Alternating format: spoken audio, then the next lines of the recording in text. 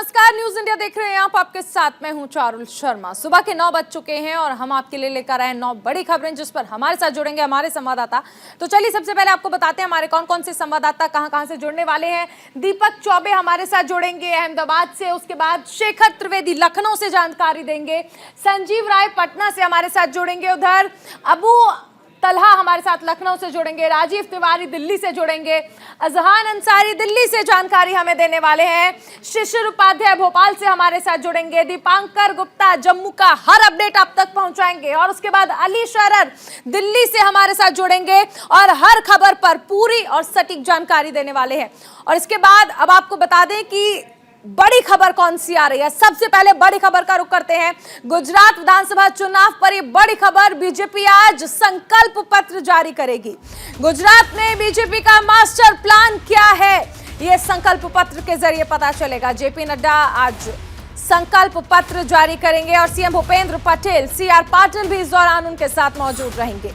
तो बीजेपी आज गुजरात विधानसभा चुनाव के लिए संकल्प पत्र जारी करेगी। सुबह 10:30 बजे राष्ट्रीय अध्यक्ष जेपी नड्डा घोषणा पत्र जारी करेंगे, जहां उनके साथ मुख्यमंत्री भूपेंद्र भाई पटेल और प्रदेश अध्यक्ष सीआर पाटिल रहने वाले हैं। बता दें कि बीजेपी ने इस बार घोषणा पत्र तैयार करने से पहले लोगों से सुझाव मांगे, जिसके बाद पार्टी ने 5 नवंबर को अग्रसर गुजरात नाम के अभियान की शुरुआत की थी। इसके बाद आज बीजेपी घोषणा पत्र जारी करेगी। हमारे साथ सहयोगी दीपक चौबे जुड़ रहे हैं। दीपक, बीजेपी के घोषणा पत्र में किन किन मुद्दों पर फोकस करने वाली है भारतीय जनता पार्टी, क्योंकि 27 साल से तो सत्ता में है, लेकिन एक बार फिर से मिशन रिपीट पर काम कर रही है।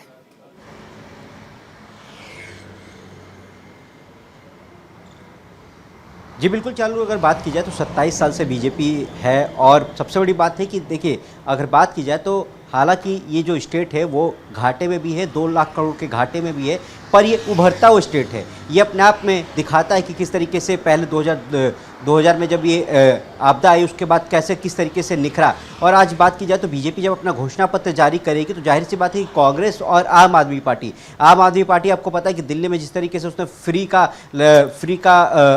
दिया है कि जिस तरीके से बिजली हो चाहे बसों में फ्री हो, वो सबको समझना पड़ेगा। उसके बाद बीजेपी की जो रणनीति है वो है, अगर बात की जाए तो हिंदुत्व पे चलती है, सिविल यूनिफॉर्म कोड लाने की बात की जा रही है, महिलाओं को 33% आरक्षण देने की बात की जा रही है, जो लड़कियां जो 12वीं में हैं उनको स्कूटी देने की बात करेगी।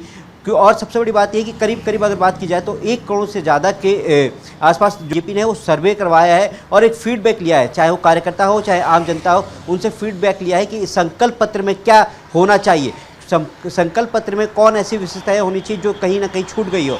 और देखिए सबसे बड़ी बात है कि कांग्रेस भी बीजेपी ऐसा करती आई है चुनावी राज्य में, वो जनता से जानती है और उनकी राय लेती है और उनके बाद उन बातों को घोषणा पत्र में शामिल करती है। बहुत शुक्रिया इस तमाम जानकारी के लिए।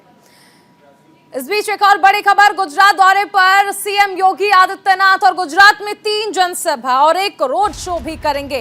सोमनाथ मंदिर में दर्शन पूजन करेंगे। यहां पर मुख्यमंत्री योगी आदित्यनाथ अहमदाबाद के विरामगम में भी रोड शो करने वाले हैं। प्रचार के लिए 4थी बार गुजरात जा रहे हैं सीएम योगी आदित्यनाथ।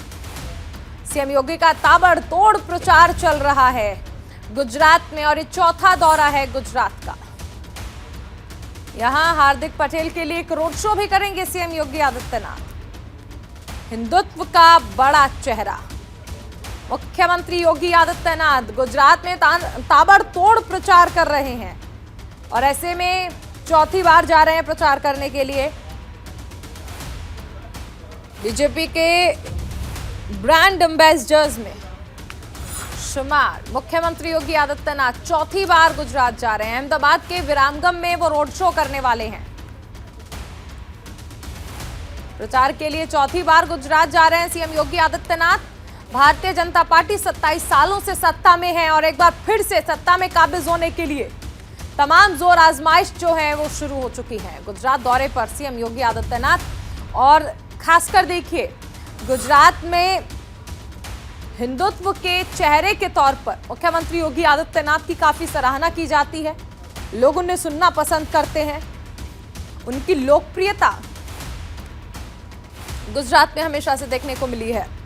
शेखर त्रिवेदी हमारे साथ जुड़ रहे हैं। शेखर, गुजरात में मुख्यमंत्री योगी आदित्यनाथ की लोकप्रियता बढ़ चढ़कर हर बार नजर आई और इसी क्रम में चौथी बार गुजरात जा रहे हैं प्रचार के लिए सीएम। बिल्कुल, इसमें कोई दो राय नहीं है कि उत्तर प्रदेश के मुख्यमंत्री योगी आदित्यनाथ ने जिस तरीके से 2017 से लेकर के 22 तक और उसके बाद 22 में अपनी सरकार को रिपीट कराया है, कई भ्रम तोड़े हैं उत्तर प्रदेश में सरकारों को लेकर के, और जिस तरीके का काम किया है और जो ब्रांडिंग हुई है उनकी, उसे लेकर के लोकप्रियता उनकी देश भर में बढ़ी है। वैसे तो वो गोरख धाम के पीठाधीश्वर थे, इस लिहाज से महंत होने के नाते भी उनकी अपनी एक पहचान रही है, लोगों के बीच उनकी लोकप्रियता रही है, वो आस्था का केंद्र खुद रहे हैं। लेकिन जब मुख्यमंत्री बने और उसके बाद अब जब ये गुजरात का दौरा है, गुजरात और उत्तर प्रदेश का जो रिश्ता है उसको स्थापित करने में, देखिए आज वो सोमनाथ जाएंगे, वहां दर्शन पूजन करेंगे। 89 का वो दौर था जब सोमनाथ से ही अयोध्या के लिए वो रथ यात्रा शुरू हुई थी, तो आज का जो कनेक्ट है वो कुछ अलबेला सा होगा। उत्तर प्रदेश के मुख्यमंत्री योगी आदित्यनाथ इस बात का जिक्र जरूर करेंगे कि किस तरह से सोमनाथ और अयोध्या का रिश्ता है। सोमनाथ से जो यात्रा शुरू हुई, आज अयोध्या में उसका किस तरीके से भव्य राम मंदिर बन रहा है। वो भावनगर जाएंगे, अमरेली जाएंगे, जहां पर जनता के साथ सीधा कनेक्ट स्थापित करेंगे।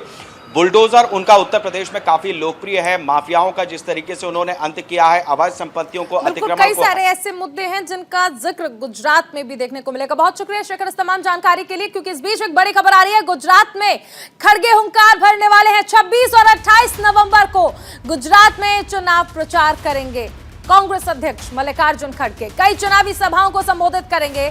27 नवंबर को भारत जोड़ो यात्रा में शामिल होंगे कांग्रेस अध्यक्ष मल्लिकार्जुन खड़गे। 26 और 28 नवंबर को गुजरात दौरे पर रहेंगे, जहां वो कांग्रेस के पक्ष में चुनाव प्रचार करते नजर आएंगे। और इसके अलावा 27 नवंबर को कांग्रेस अध्यक्ष मध्य प्रदेश में राहुल गांधी की भारत जोड़ो यात्रा में शामिल होंगे। जानकारी के मुताबिक कांग्रेस अध्यक्ष मल्लिकार्जुन खड़गे 26 नवंबर को अहमदाबाद में एक जनसभा संबोधित करेंगे। 28 नवंबर को गांधीनगर में एक जनसभा संबोधित करेंगे। कुछ दिन पहले ही राहुल गांधी भी गुजरात के चुनावी मैदान में हुंकार भरते दिखाई दिए थे। दूसरी तरफ कांग्रेस अध्यक्ष मल्लिकार्जुन खड़गे 27 नवंबर को मध्य प्रदेश के इंदौर में भारत जोड़ो यात्रा में शामिल होंगे। आपको बता दें कि गुजरात विधानसभा की कुल 182 सीटें हैं, जहां 2 चरणों में मतदान होना है, जिनमें पहले चरण में 79 सीट पर 1 दिसंबर को, जबकि दूसरे चरण में 93 सीटों पर 5 दिसंबर को मतदान होगा। 8 दिसंबर को पता चल जाएगा कि गुजरात की जनता ने इस बार किस पार्टी पर भरोसा जताया है।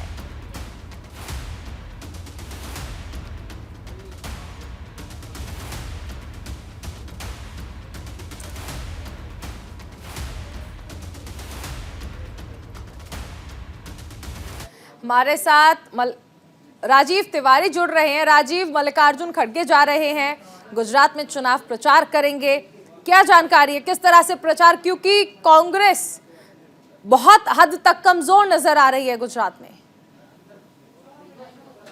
बिल्कुल, अगर देखा जाए तो गुजरात में जो है कांग्रेस पार्टी जीत के लिए लगातार प्रयास कर रही है। और इसी क्रम में आपने देखा होगा कि पहले राजस्थान के मुख्यमंत्री अशोक गहलोत वहां पे गए, कई दौरा किए और लगातार चुनाव प्रचार में शामिल रहे। और अब जो है पार्टी के जो राष्ट्रीय अध्यक्ष हैं मल्लिकार्जुन खड़गे, वो पहुंच रहे हैं। आज वहां अहमदाबाद में जो है एक जनसभा को संबोधित करेंगे। फिर 28 तारीख को भी उनका वहां पे प्रोग्राम लगा हुआ है, क्योंकि आम आदमी पार्टी जिस तरह से वहां पे अपनी जगह बनाई है, उसके बाद कहीं ना कहीं कांग्रेस के रणनीतिकारों को लग रहा है कि कांग्रेस पार्टी बैकफुट में है। चुनाव प्रचार जोर शोर से कर रही है, लेकिन उनके अंदर खुद उनको लग रहा है कि कहीं ना कहीं उनकी कमजोरी दिख रही है। यही वजह है कि पार्टी के जो राष्ट्रीय अध्यक्ष खड़गे साहब हैं, वो खुद जो है चुनावी प्रचार का कमान संभाले हुए हैं। 27 तारीख को मध्य प्रदेश में भी एक सभा को संबोधित करेंगे, लेकिन अब जो है गुजरात में वो पूरी ताकत लगा के जुटे हुए हैं कांग्रेस पार्टी के नेता और पार्टी के राष्ट्रीय अध्यक्ष मल्लिकार्जुन खड़गे। उनको लगता है कि इस बार हम लोग बेहतर करेंगे। 2017 में कांग्रेस पार्टी ने बहुत अच्छा किया था। बिल्कुल, लेकिन अब इस बार क्या प्रदर्शन करती है कांग्रेस, ये वक्त बताएगा। बहुत शुक्रिया इस तमाम जानकारी के लिए राजीव। इस बीच एक और बड़ी खबर मध्य प्रदेश में कांग्रेस की भारत जोड़ो यात्रा से जुड़ी है। बड़ी खबर आपको बता रहे हैं। ओंकारेश्वर में राहुल गांधी और प्रियंका गांधी ने मां नर्मदा की आरती की है। राहुल गांधी को बहन प्रियंका गांधी का साथ मिला है। राहुल गांधी संग कदम ताल करती नजर आ रही है प्रियंका गांधी। कांग्रेस की भारत जोड़ो यात्रा मध्य प्रदेश पहुंच चुकी है। कांग्रेस की भारत जोड़ो यात्रा 6 राज्य से होते हुए मध्य प्रदेश पहुंची है, जहां प्रियंका गांधी ने भारत जोड़ो यात्रा में हिस्सा लिया। और भाई राहुल गांधी का साथ दिया। आज प्रियंका गांधी के मध्य प्रदेश दौरे का चौथा और आखिरी दिन है। 5 दिसंबर को यात्रा राजस्थान में प्रवेश करने से मध्य प्रदेश में 399 किलोमीटर की दूरी तय करेगी। कांग्रेस का फोकस रूट की उन 16 विधानसभा सीटों पर है जिन पर फिलहाल बीजेपी का कब्जा है और इसीलिए कांग्रेस 2023 के विधानसभा चुनावों से पहले कोई कोर कसर छोड़ना नहीं चाहती।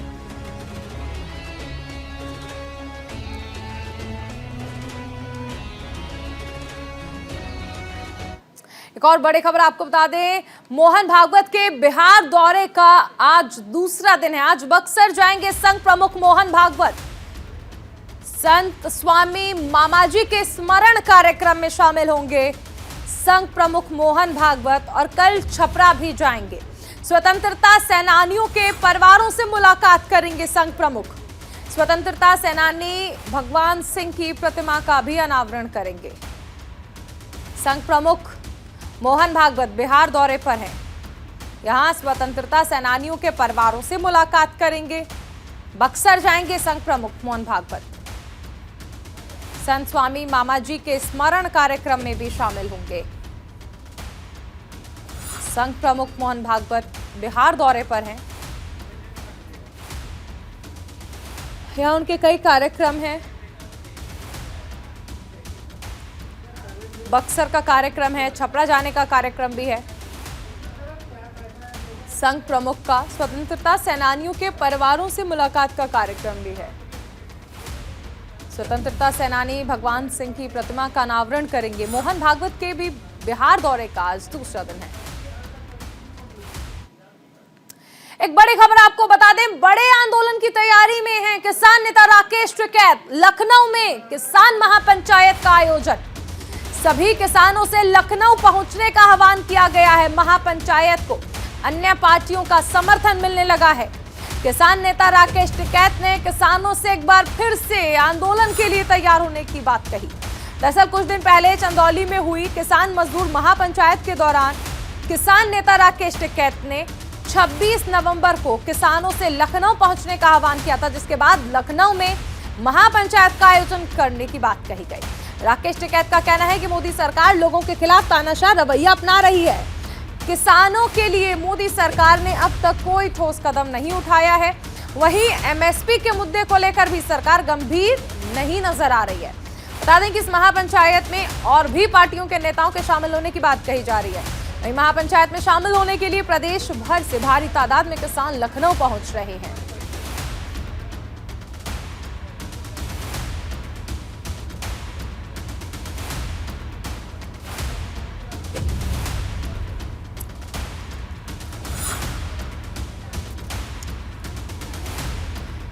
तो एक बार फिर से किसान आंदोलन, आजादी की नई लड़ाई है। राकेश टिकैत का कहना है किसान एक बार फिर से आंदोलन के लिए तैयार हो रहे हैं और इसके लिए एक महापंचायत का आयोजन, इसे कई पार्टियों ने अपना समर्थन भी दिया है।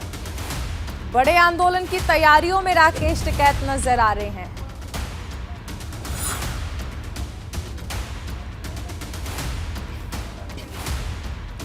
सभी किसानों से लखनऊ पहुंचने का आह्वान किया गया है किसान नेता राकेश टिकैत की ओर से। सरकार के खिलाफ हो रही इस महापंचायत को अन्य पार्टियों का समर्थन मिलने लगा है। लखनऊ में किसान महापंचायत है। आज बीकेयू के टिकैत गुट ने इसका आयोजन किया है।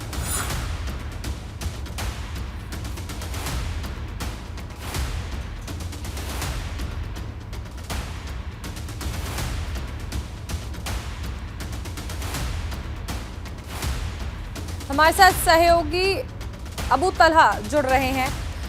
अबू, जिस तरह से सरकार के खिलाफ एक बार फिर से एकजुट हो गए हैं राकेश टिकैत तमाम किसानों के साथ और इसी क्रम में महापंचायत का आयोजन, क्या जानकारी है?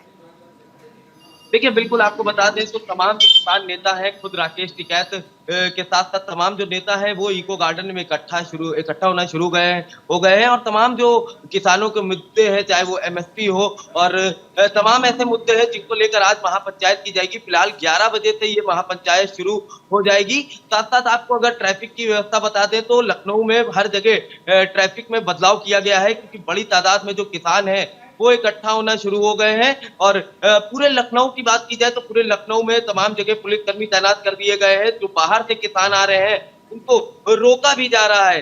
तो तमाम चीजों को लेकर जो बड़ी संख्या में किसान हैं वो लखनऊ के इको गार्डन पे अभी इकट्ठा हो गए हैं। कुछ ही देर बाद से ये महापंचायत जो है वो शुरू हो जाएगी। जी बिल्कुल, बहुत शुक्रिया अब उस तमाम जानकारी के लिए। इस बीच एक बड़ी खबर आ रही है, सत्येंद्र जैन की याचिका पर आज फैसला आने वाला है। जेल में खाने वाली याचिका पर यह फैसला आएगा। धार्मिक आधार पर खाने की इजाजत मांगी थी सत्येंद्र जैन ने। कल कोर्ट ने डाइट में बदलाव की याचिका को टाल दिया था। इस पर फैसला लेना था लेकिन इसे टाल दिया गया। मनी लॉन्ड्रिंग केस में सजा काट रहे हैं सत्येंद्र जैन। तो देखिए, एक तरफ सत्येंद्र जैन की वीडियो वायरल होती है जिसमें वो बाहर का खाना खाते हुए नजर आते हैं जेल में, तो दूसरी तरफ आज उनके खाने को लेकर याचिका जो डाली गई है उस पर फैसला आना है। धार्मिक आधार पर खाना खाने की उन्होंने इजाजत मांगी है।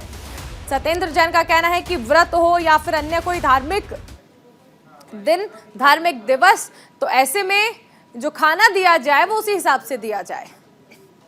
सत्येंद्र जैन अपनी वीडियोस को लेकर लगातार विवादों में आ रहे हैं, सुर्खियों पर आ रहे हैं।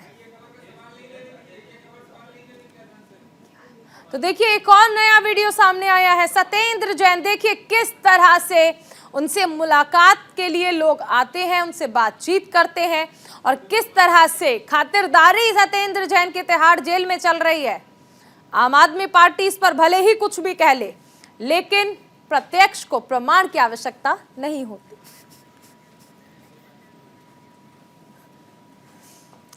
हमारे साथ हमारे सहयोगी अजहान जुड़ रहे हैं। अजहान, जिस तरह एक के बाद एक वीडियो आ रहे हैं, उसने सवाल तो खड़े किए हैं, लेकिन कोर्ट में आज जो याचिका पर फैसला आना है उसको लेकर क्या जानकारी है आपके पास? क्योंकि धार्मिक आधार पर खाने की इजाजत मांगी है सत्येंद्र जैन ने। देखिए, बिल्कुल दिल्ली सरकार में मंत्री सत्येंद्र जैन पिछले 6 महीनों से मनी लॉन्ड्रिंग मामले में दिल्ली की तिहाड़ जेल में बंद है। और जब से ये जेल में बंद है, इन्होंने ये याचिका, ये गुहार वो लगा रहे हैं कि उन्हें सामान्य खाने से लेकर मेडिकल जो सुविधा है वो उपलब्ध नहीं कराई जा रही है। तो इसी को लेकर दिल्ली की राउज एवेन्यू कोर्ट ने उन्हें याचिका दायर की थी और उसमें ये गुहार लगाई थी कि मुझे सामान्य खाने से लेकर मेडिकल सुविधा उपलब्ध कराई जाए।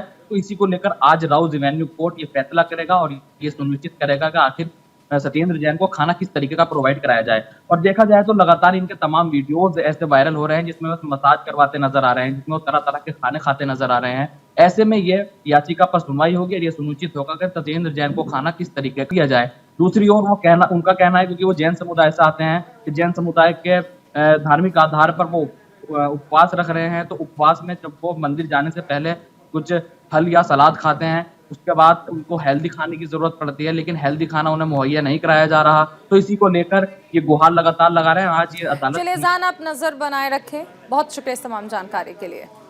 इस बीच एक और बड़ी खबर, श्रद्धा हत्याकांड से जुड़ी बड़ी खबर। आज फिर होगा आफ्ताब का polygraphy test. FSL team polygraphy test का एनालिसिस करने में जुटी है। आज खत्म हो रही है आफ्ताब की पुलिस रिमांड। साकेत कोर्ट में होगी आज आफ्ताब की पेशी। पॉलीग्राफी के बाद नार्को टेस्ट भी किया जा सकता है। बड़ी खबर आपको बताई जा रही है, श्रद्धा हत्याकांड से जुड़ी हुई पॉलीग्राफी टेस्ट जो हो रहे हैं वो लगातार उसमें जो एनालिसिस है, अब उसका एनालिसिस किया जा रहा है डॉक्टर्स के द्वारा, एफएसएल टीम के द्वारा। और पॉलीग्राफी टेस्ट के बाद नार्को टेस्ट भी हो सकता है। सहयोगी अली शरर हमारे साथ जुड़ रहे हैं। अली, पॉलीग्राफी टेस्ट में जो सवालों का जवाब दिया गया है आफ्ताब के द्वारा, अब उनका एनालिसिस कर रही है एफएसएल टीम और उसके बाद ये कहा जा रहा है कि नार्को भी किया जा सकता है। क्या जानकारी? देखिए, बिल्कुल चारों आपको बता दें, दिल्ली पुलिस के लिए श्रद्धा हत्याकांड मामला एक बड़ा चुनौती बन चुका है, जिसको लेकर लगातार दिल्ली पुलिस की 10 टीमें काम कर रही हैं।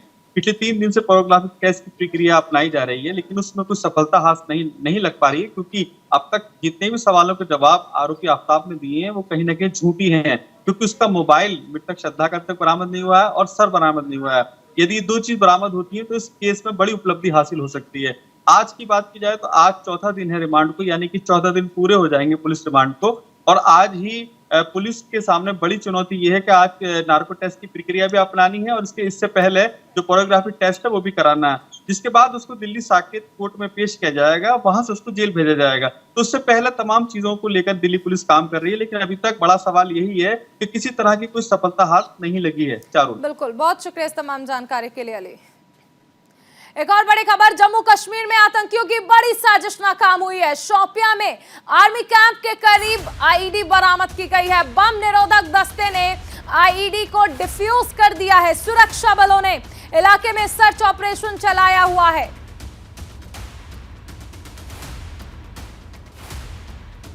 बड़ी खबर आपको बता दें, जम्मू से आ रही है। जम्मू कश्मीर में आतंकियों की बड़ी साजिश नाकाम हुई है। दरअसल शोपियां में आर्मी कैंप के पास आईईडी बरामद किया गया है।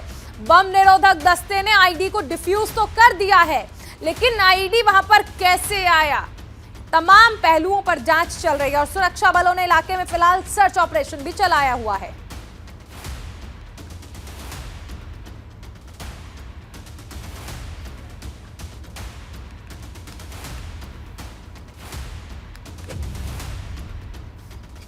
हमारे साथ सहयोगी दीपांकर जुड़ रहे हैं शोपियां से।